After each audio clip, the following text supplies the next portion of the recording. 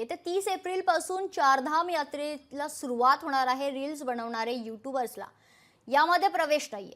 व्हीआयपींसाठीची सशुल्क दर्शन सुविधा ही बंद करण्यात आली आहे। 10 किलोमीटर वर खरं तर 10 ठिकाणी विश्रामस्थळांची व्यवस्था करण्यात आली। उत्तराखंडमधील चारधाम यात्रा येत्या 30 एप्रिल पासून सुरू होणार आहे। या यात्रेसाठी भाविकांसाठी नोंदणी प्रक्रिया सुरू करण्यात आली आहे। स्थानिक प्रशासनानं या यात्रेसाठी संपूर्ण यात्रेच्या मार्गाला 10-10 किलोमीटरच्या सेक्टरमध्ये विभागणी केली आहे। प्रत्येक सेक्टरमध्ये 6 पोलीस कर्मचारी तैनात असतील। सर्वात आधी गंगोत्री आणि यमुनोत्रीचे दरवाजे उघडण्यात येणार आहे। यानंतर 2 मेला केदारनाथ धामचे आणि त्यानंतर 4 मेला भगवान बद्रीनाथचे दरवाजे उघडण्यात येतील।